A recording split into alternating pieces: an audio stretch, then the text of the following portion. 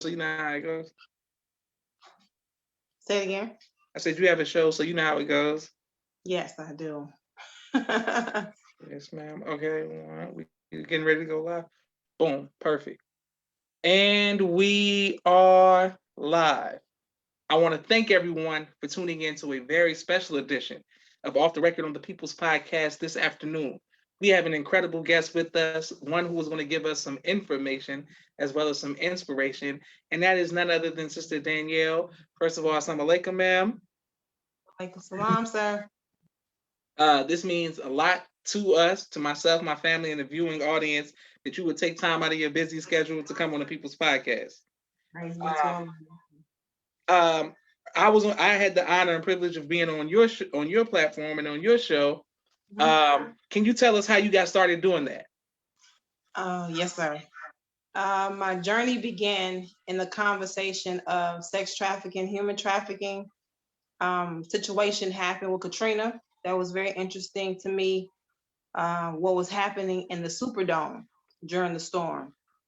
A woman told me that the power was out, and in the power being out, they had to use the restroom in the dark. And she was taking her daughter to the restroom, and there was men in the stalls of the women's bathroom molesting and abusing the women and girls in there. Touched my heart, right?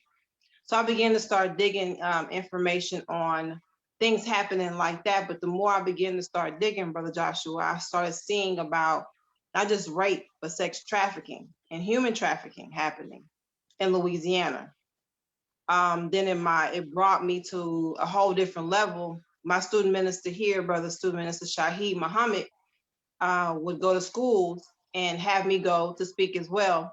And I began to start having conversations with these young girls about molestation, peer pressure, bullying, self-respect, those things. But a lot of the girls talking about how their mothers had been taken into sex trafficking, and their grandmothers and their siblings as well. And so that's when I began my journey in researching across the nation, across the world, on how often it happens, the statistics that we don't get to hear and see, the information that's not really broadcast.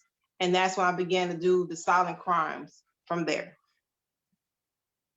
Wonderful, wonderful. Praise be to Allah. And thank you for the work that you are doing. How can we go to your how can we find you on social media so that we can support you? Yes, sir. So silent crimes is silent crimes, CRIMEZ, silent crimes, on Instagram, also on Facebook. And then we have our email is silent crimes Dallas, silent crimes Dallas at gmail.com. Excuse me. You can find me on via email, Instagram, and Facebook. And if you want to contact me directly, you can call me 214-225-5201. Excellent. Praise be to Allah. And so many people showing you love. Please continue to like, share, and subscribe to the People's Podcast. Sister Rachel, Sister Tamiqua, Sister Fatima, versus Alex. Boom. Excellent. Okay. My next question is, when did you first hear the teachings of the Most Honorable Elijah Muhammad? Good question. I heard the teachings of the Most Honorable Elijah Muhammad. I was a freshman, transitioning from a senior in high school to a freshman in college. And I was really, really into the church choirs, traveling throughout the Southwest region. And I was introduced to it, and I was shocked. Like, what in the world are you talking about? How are you telling me these things? Because Jesus is every color, right? And when you die, you go to heaven to never, you die, you go to heaven, you get wings, and you work on streets of gold and pearly gates. I mean, what are you telling me that Jesus is black? What are you saying? I'm taught something that he was every color. And so it came to me. I began to start researching. I would be at the library for hours, Brother Joshua. My mother would call the library looking for me. When are you coming home? We didn't have cell phones then, right? We had pagers and pay phones. And she would call the library and ask, how long are you going to be there? I'm looking up information from every angle of Islam, from the Eastern to the Sunnis, to the Shiites, of course, the Nation of Islam eventually. And that was a very interesting journey for me. So it happened in 1999, 90, 98, 99. Praise be to Allah. My sister Naima sends the greetings as well. Can you please can you explain to us what you said you were on a payphone and a pager? What is a pager? Ha! You being funny. Okay. So for those that don't know, a pager was a device we wore on our hip, right? Okay. So say, for example, I want to, my father's paging me. My father will go to his home phone, his landline, and type in my pager number, and then it will beep.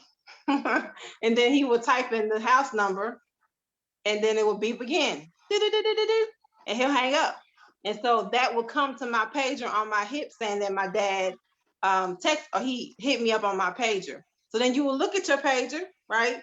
Okay, got the phone number across the screen. And then you will go to a payphone with 2 quarters or 1 quarter, and you will make a phone call to return the call back that you got from your notification in your pager. But you're being funny, so praise be to Allah. No, wow. I'm just saying. I'm saying a lot of people. Man, this is new. You teaching us about what it was like before cell phones. Like, okay, it was that's real. wonderful. That's real. Okay, excellent. I got to do some research on the page. And that kind of too put us in the mindset, because now everyone has your phone number booked into your or blocked into your cell phone through contacts, right? Back then we had to memorize numbers. You didn't just go by, so you had to memorize your mother, your father's, the house phone, the work phone, cousins' numbers, whoever you hung out with. You learned numbers, or you had a phone book, right? And then of course you had a payphone usage to where you kept quarters on you at all times. You never got caught without change in your pocket, because you never know when you have to call someone back. Yeah. That's amazing. Well, I want to thank you and all of the other members of the civil rights movement for for just laying it down and establishing. Yes. We appreciate your hard work. Yes. How did your family and friends feel about you accepting the teachings? Oh, Brother Joshua, that was a big pill to swallow. My boyfriend in high school, now husband, he bought me a VCR player, right? And my father, when I mentioned the word Farrakhan, he was like, "Whoa, don't bring that man's name in my house." Okay. So he bought me this VCR player and bought me the first lecture was the making of the devil, right? Strong. So I had to cut my volume down as low as my volume could go, because in my household, everybody go to bed at 9 p.m. It don't matter who and what. Everything shuts down at 9 o'clock.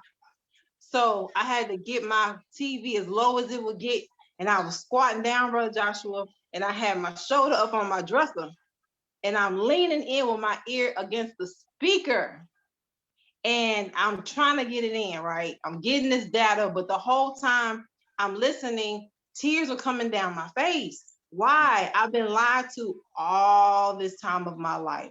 I was giving my life to Christ through church, doing these things, getting baptized and, doing the work in that manner. Not really understanding, but I felt that the lies and what I had been taught through Christmas and through Thanksgiving and through Easter, and just the understanding of who God is, was a lie, right? Or I would say a misunderstood word. A couple of them was in that. Okay, so I got my ear, I listened to the lecture, and then I get up the next morning to go to school, and I'm like, I'm real beefy, right? Because I feel a certain type of way with all this new data in my head now. I'm looking at my professors different. I'm looking at my peers different. I'm like, I'm not really feeling these devils, right? I'm saying this.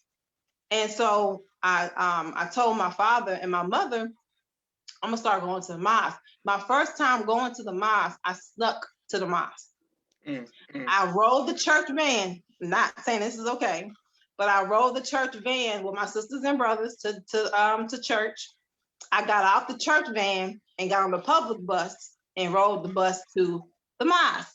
That's when the meetings were in the afternoon then, right? And so my father found out. And I told him I did. I went to the mosque off of MLK. And he was heated, very, very heated. And so I had to study underground in my own household, pretty much. And when I finally registered, got my ex, they were very disappointed in a sense. He told me later that I had just took myself out of what I've been raised into to now this new thing, that this new, he called it a phase of life, this pro-black, you're pro, Angela Bass type of, setting, you got this mindset. And so Angela Davis, I would say. And so in that, they cut me off. They didn't, I couldn't go over for dinner sometimes. My father wouldn't want to watch, well, my mother did not want to watch my children when I would go to the mosque. No babysitting for me when I had the whole post. I didn't get much family information. I felt like an outsider for many years. And it took about 7 years for them to accept me wearing my headpiece, to accept the fact that I might change my clothing, way of dressing was different. They accept the way that I did not eat pork or any pork products. I didn't drink sodas. I didn't do any of that. I'm changing for the better. And they treated me as if I lost my mind. And finally, before my father passed away, him and I had a conversation, and he explained to me why he felt the way he felt. And I appreciate that from my father. But they looked at it as a phase. She's going through something. She's trying to find herself. And so in that, I got treated and mishandled by my family for their lack of not really understanding what that looks like and what that is. Yes, ma'am. Well, praise be to Allah for you staying strong and persevering and making it through. Yes, ma'am. Yes, ma'am. I have no choice. Yes, ma'am. Yes, ma'am. Okay, so you were the Vanguard captain in Dallas. Yes. What was that like? What was that like? How did that come about, and what was that like? It was interesting for me. Of course, I was new into the Nation of Islam. Sister Tamika Muhammad was an amazing mentor, Vanguard captain for me. It was so many. Sister Latoya, Sister Christina Muhammad in Austin, now the captain in Austin, Sister Anitra. They made me feel comfortable coming off the streets. Living the gang banging, dope dealing life. So now I'm in this Nation of Islam with women who are strong Black women who have a mission, right? Like, wow, I have purpose on a whole different level right now, Brother Joshua. I'm like, wow, okay. So they taught me from the bottom up, and they strategically build me up, kind of like the Army does. The U.S. Army do the same thing, right? And so my sister captain, Sister Tamika, aged out. And she went on her way to be able to do bigger and better things with the nation and in the community. And she had me a squad leader. Then she had me to be a lieutenant. And then, of course, she told me at that time when she left out, it's your turn. And I'm like, whoa. It's sisters here who have been here longer than I, you know what I'm saying? That have been around longer than me. So how do I do what you do? She said, you're going to be fine. I promise you're going to be okay. So it was not an easy overnight situation that just, I just bam, made it, arrived, they say. It was some hiccups, going back and forth to Chicago with Sister Kabasa, training with her and her team, and going to Houston with Sister Malika, our captain. And that time, Sister Oshia was the Vanguard captain then. And just learning and absorbing as much as I can to be able to be effective in what I do and what I say and how I handle the sisters and do the best that I can. Of course, I make mistakes, proper handling of the people is very important. Not always having to be this stern, because back then the Vanguard was like, what? We was strong and almost masculine in our emotion. I mean, like the upbringing under Sister LaShonda, Sister Saber, was different. There was no excuses. There was no weakness. There was no time for whining. And, you a soldier for Allah. Studying was the primary thing for us, to be able to study as much as you can. To be a Vanguard means to be the forefront in all you do. Not some, but everything that you touch has to be the best. And so she taught us, Sister Saber delicately gave us and molded us to be women of God. 7 units was a priority. It wasn't a sometime thing you do at the mosque and you go home and do what you do. No, it shows through your work ethic what you're doing. not just studying the message to the Black man and our Savior has arrived and torture of America and reading the Holy Quran. We had to memorize the surah titles in English and Arabic. We had to be able to make your own prayer rug. We had to be able to learn to make Mediterranean Indian food. We had to be able to, of course, learn self-defense to be able to protect yourself and your family. So the foundation I was given was a very life-changing and life-giving experience. And I'm thankful to Allah for every sister that touched my life to help me be effective, not just locally in Dallas, but across the nation, to now be able to teach and help others to be that vanguard or that MGT or that sister or that friend to be able to affect the world. Our job is to affect and to create a nation within a nation to help build our women and not lose sight of the focus of what this is. We're on a mission. We're here to build a nation. Yes, ma'am. And so in doing that, it's going to be some hiccups. It's going to be some fall shorts. It's going to be I'm sorry, atoning. It's going to be some things that happen. But at the end of the day, that post that I was given or allowed to hold at that time was definitely a life-changing thing for me. And I'm thankful to Allah for it. Praise be to Allah. Beautiful, beautiful, excellent. And we thank Allah for your sacrifice and the sacrifice of your family. In dealing with sex trafficking, working in the community, being in Dallas, has there ever been a time that you were faced with fear? And if so, how did you overcome that fear? Fear? You mean and just in the community or fear? In general, in general.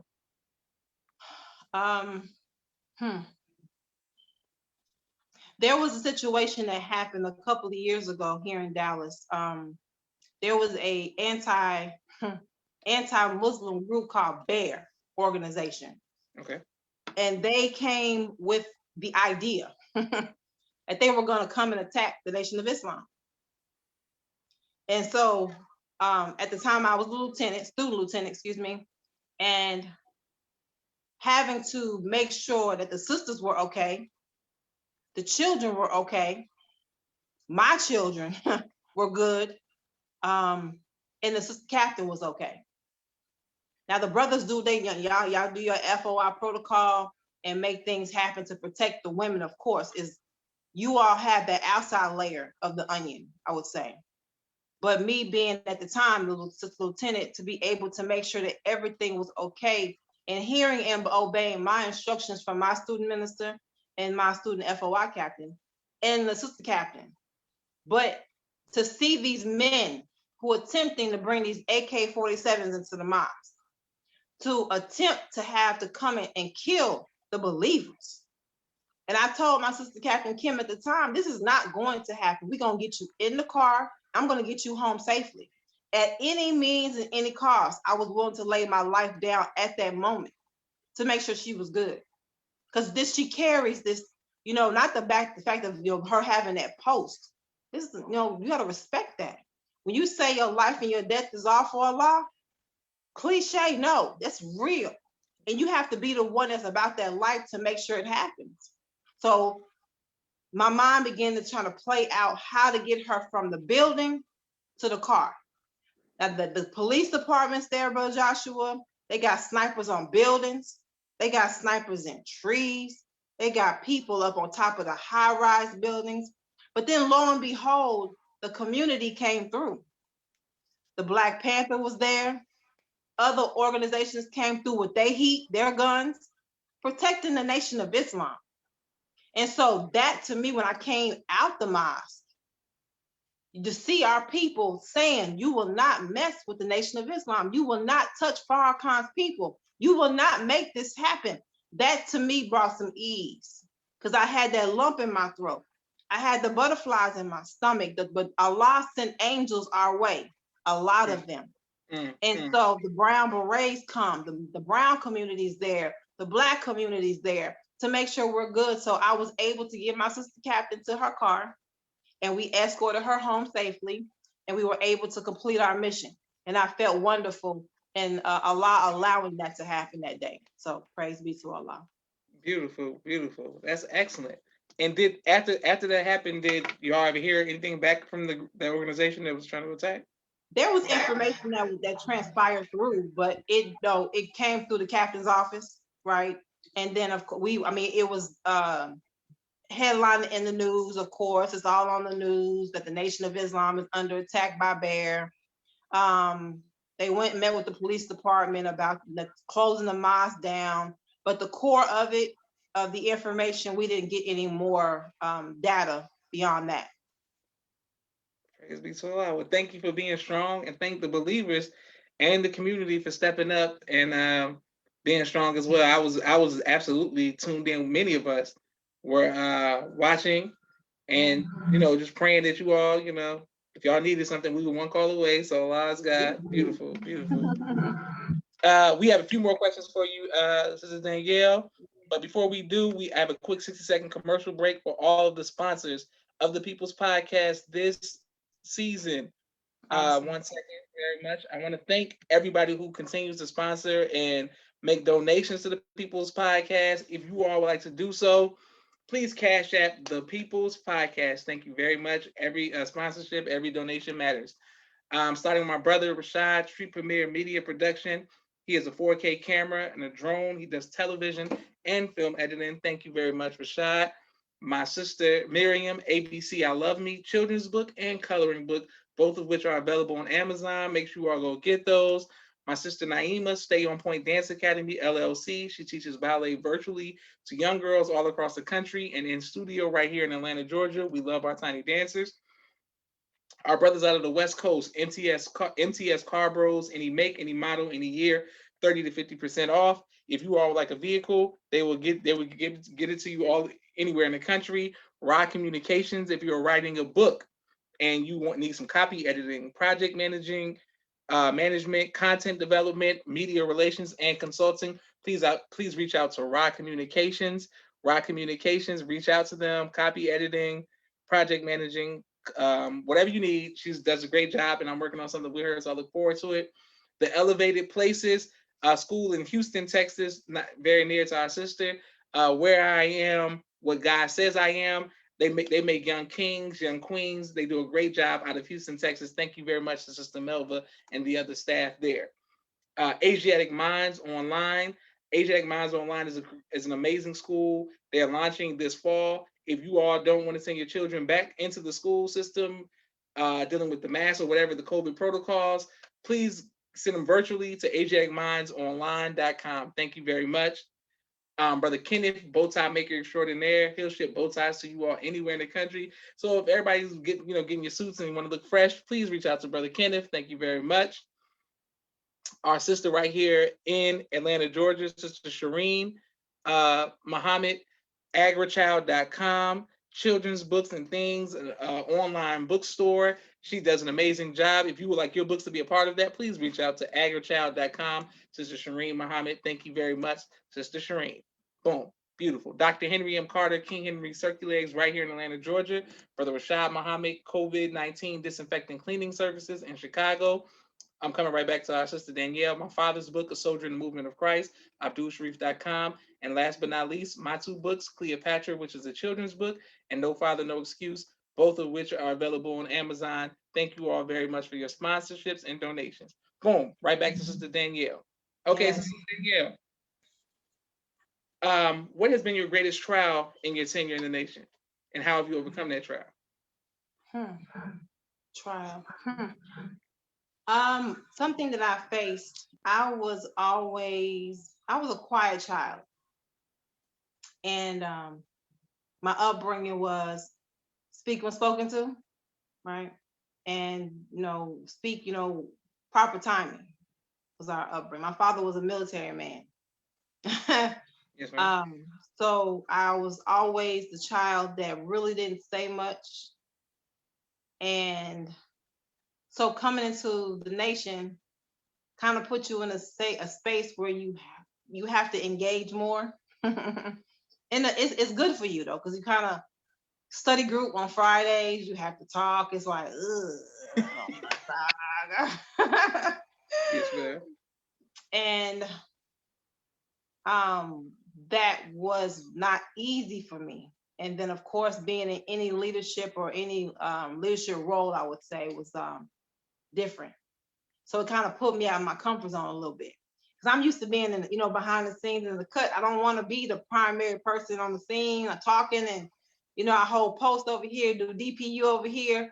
I'm good with that. But you want me to talk? Like even me having my own show, that was not easy. But I was told that you have so much to say, Sister Danielle. Won't you use your voice to get the information out to the people? And I fought it for many years. And Sister Christina in Austin, dear sister, she pushed me and motivated me to be able to open my mouth. Kind of like, they say that Moses had a stuttering tongue. Yes, ma'am. Yes, ma'am. So I was like, I'm gonna stay behind you. I'm good back here. Yes, ma'am. But then my student minister, Brother Shahid, also, and Sister Kim, my former student captain, open your mouth. And I'm like, open your mouth. It's okay to say what you have to say. People that need to get it will get it. And so I eventually, gradually started building up myself to have the courage to stand in front of people and to have a platform to speak my mind. So that was not easy at all. Beautiful. Yes, ma'am. And where can people see the interview that you did with me on your platform? How can people see it? Because I haven't received it. So how can people find that? He got jokes you off. He's being funny. Just in case y'all didn't know. Sure. So you can go on YouTube to Silent Crimes Dallas on YouTube and subscribe to my channel too. I have weekly interviews on the conversation of sex trafficking, domestic violence, molestation, the whole shebang, organ harvesting. I have weekly conversations with different guests on that. So go to Silent Crimes with a Z, Dallas on YouTube. Go to Silent Crimes Facebook page. It's there as well. You'll be able to see me and Bro Joshua have the bomb diggity conversation. It was the bomb, you all. And so go there and check it out. So it's Facebook Live, on Facebook, and also on YouTube. Praise be to Allah. Beautiful. What has been your greatest joy in your tenure in the nation? It's many. I have many. I would say joy. Being in the nation to me is the pinnacle of life. To be able to know who you are. To have a person who traveled 9,000 miles to give us this information, right? Yes, ma'am. Then to be able to download his information to a man, a Georgia-born Black man, who goes out to be able to teach the people who they are. Then he finds another one like him to be able to smoothly transition this information through the Honorable Minister Louis Farrakhan. Every day I wake up, by the grace of Allah, is a joy. But to wake up in the morning and be a believer in the Nation of Islam, actively involved, doing what I need to do, that to me puts a smile on my face. Yes, ma'am. Now, of course, you have moments where you're like, oh my gosh. You have moments where you're like, ooh, okay. But then overall, when you go to bed at night, how do you feel? You should feel a certain type of way when you have knowledge of self. That's right. So it's so many things I can say to answer that, but to me, you have the good and you have the bad, but that good to me outweighs and brings a smile to know that I'm loved, to know that I'm appreciated, to know that I'm valued, to know that someone cares about me, to know that I have the understanding of my value, and that God came and chose me out of all those sperm cells to be right here in this chair right here, having a conversation. That brings me joy. So I hope I answered your question, but it's so much. I'm just thankful to Allah to be here. Praise be to Allah. Yes, and to ma'am. be a believer in the Nation of Islam. Same here. My sister Naima said she'll definitely be watching those informational interviews. Thank you very much. What do you do for fun? I have to. It's been so many years that you work. I wouldn't say as a robot, but when you work in this mission, you have to learn how to have fun again. That's right. That's right. You got to learn how to dial down a little bit. I really enjoy water. to Okay. be around a beach or a lakefront, or just that, to me, that calms my spirit a lot. So my family and I go walking, and we just sit there, no conversation. I'm quiet. I don't need to have a conversation with nobody. I'm having my woosah moment, they say, right? Yes, ma'am. So to be able to do that, I personally, my daughter, but I've been this way since I was little. I like the color. Sounds strange. I don't like painting, but I like to color. You know, and you can control your shade of dark colors to light colors, kind of depending on your mood. Again, I'm a color person, even with my garments. I like bright colors because that brings energy to me. So yeah, I like to be able to set myself in an environment where I could just see the water and see Allah's creation and watch the wind blow and watch the birds fly and just put myself at ease. That brings me peace. Beautiful. Praise be to Allah. And Sister Captain Brenda, the Captain Emeritus from Atlanta, says, beautiful. Thank you, Sister Captain. We look forward to interviewing you as well on the People's Podcast. My next question is, what type of music do you like to listen to? Woo, okay. I grew up in the 90s. I was born in 1980, so the music was a little different. I'm not really now with this new genre of information of new music. Kind of not. But I am comfortable with Scarface, Okay. Master P, Okay. Tupac, Biggie, Okay. Wu-Tang. I mean, Okay. I got the neo soul feel, but that's just the way I was up and raised. You know, that they call it gangster music. It's not the best selection, I'm just being honest, but that's you know. But I mean, I can get, Erica Badu's nice, Jill Scott's nice. I like Regina Bell. My mother was a vocalist. Okay. Aletha Okay. Adams. It's just Okay. many, but I can get with that music. So Yes, ma'am. Well, being that you're from Dallas, I'm surprised you didn't say UGK. I just would assume that I'm you know from UGK. I was born and raised in New York, so that's yeah. Oh, well, you said I came here. Scarface, so I just assumed, I'm like, Oh no, okay, he go in though. He go in. okay, okay, He loves the Honorable Minister Louis Farrakhan. He absolutely. loves the Nation of Islam, and his music is back then. Rap music had a story to tell. You Hmm. know, even though the profanity was there and the treatment of women was not the best, but the story was a reality for me at the time. And so when I listen to the music, it brings something to me that I can think about what I was going through in my personal space in that moment of my life. So it just and then it kind of compared to where I was to where I am now. Like, wow, that could have been me 25 years of age, 21 years of age. And I'm still breathing, right? I didn't get Hmm. taken out through a drive-by shooting or through a gang relatable activity. I'm still here, right? So that music to me just brings about a whole different energy to me personally. Beautiful, yes, ma'am. If you had a chance to meet God face to face, what would you ask him? Woo! Mm. Hmm. I ask that question. Well, I say that a lot in the work that I do here in Dallas and in the nation. I work not for acknowledgement of people. I work to atone the sins that I did before. And so I thank Allah that He allowed me a chance to be able to atone my sins and my activity through Him. So He gave me to do it, exchange, charity, not just money charity, but the act, feeding the homeless, giving away clothes, the Ministry of Defense giving away 500 boxes of food. That makes me feel good.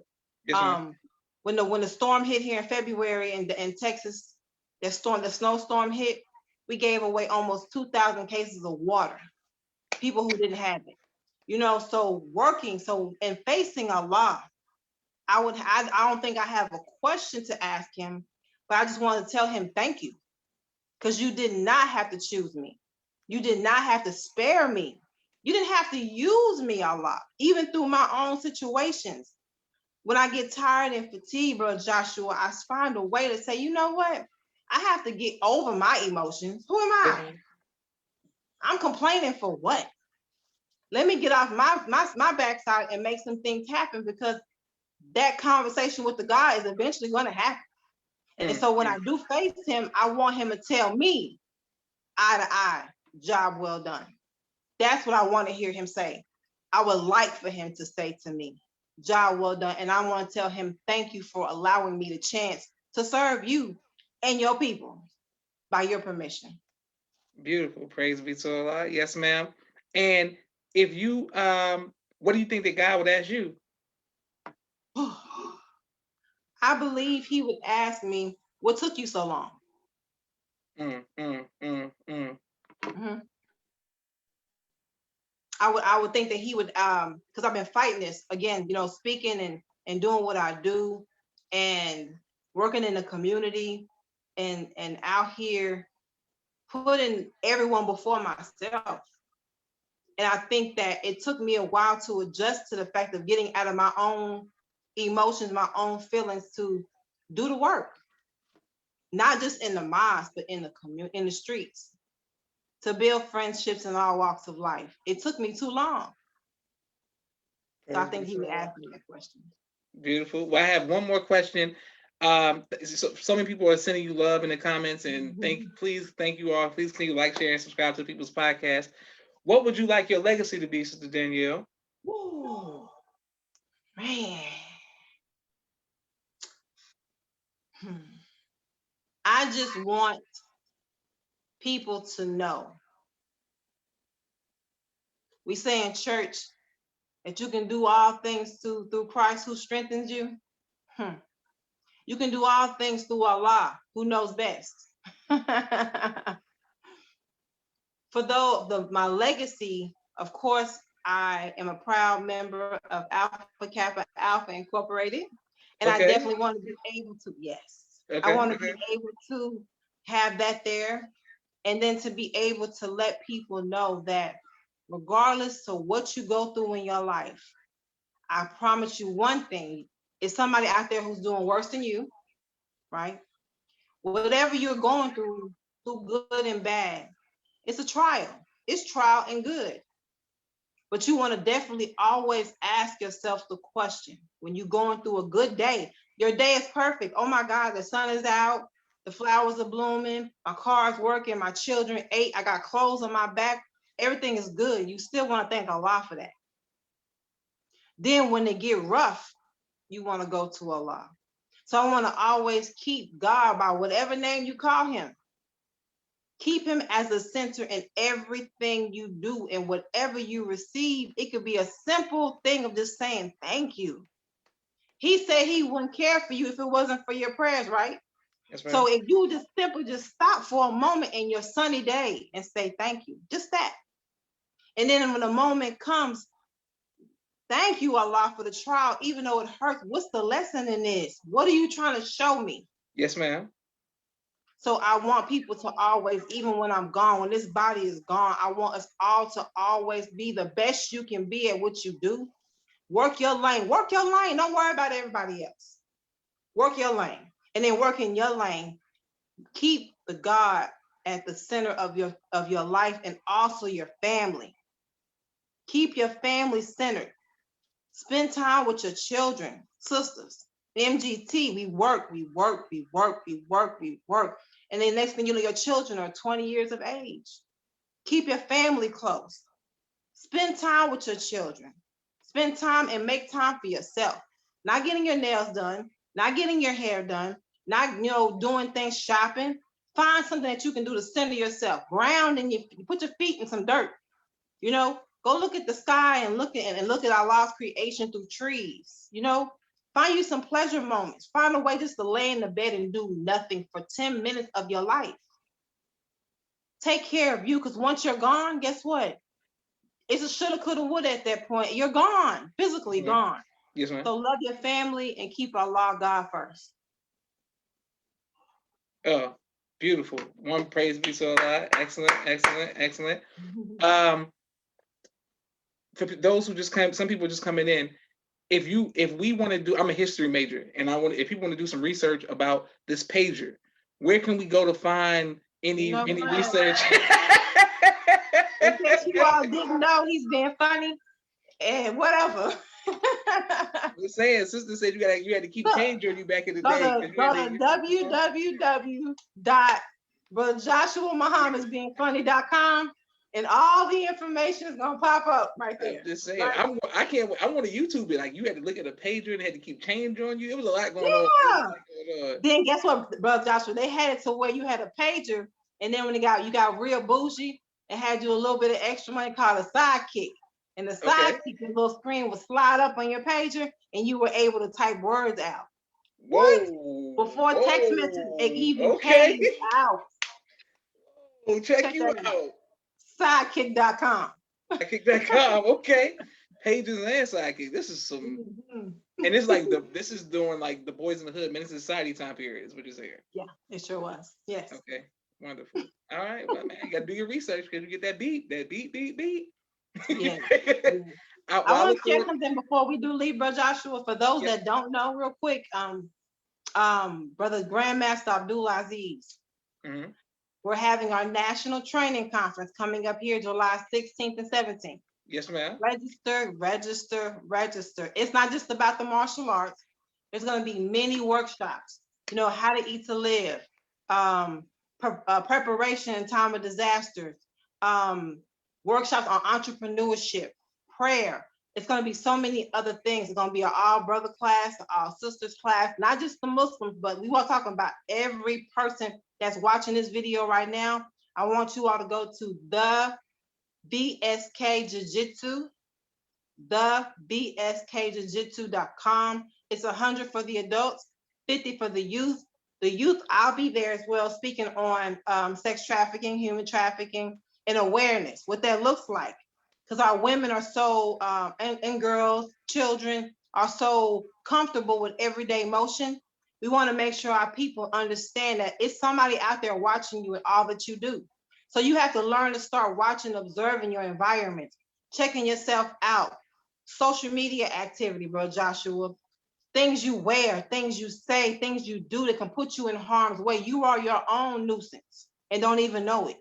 So you want to be able to have the youth come and join in with their peers and have conversation. We got Brother Ben X, Brother Solaris, Sister Sadia, Sister Yanaza Ha Lone Wolf. It's a long list of speakers for the youth alone that will be able to give them some information to help. So register, 100 for the adults, 50 for the youth, and of course it'll be martial arts involved. I mean, how can you have the Grand Master Abdul Aziz there, Brother Joshua, and not do what he do, right? And he was appointed by our teacher, the Honorable Minister Louis Farrakhan, as the national trainer. That's right. For the believers in the community. So he has a job to do to help protect the women and children and the men of a nation, all levels. Yes, so register today. You have questions, hit me up on our social media platforms. You can text me, whatever it may be, to get the information out there. National training, July 16th and 17th. Thank you all. Praise be to Allah. Well, thank you very much. And thank everyone who's watching. Look forward to putting this on YouTube. Yes. Yes. Sister Danielle. Yes, sir. Walaikum salam. This is Brother Joshua Leonard Muhammad signing off for the People's Podcast. Thank you very much. Assalamu alaikum. Walaikum salam, sir. Thank you. Thank you.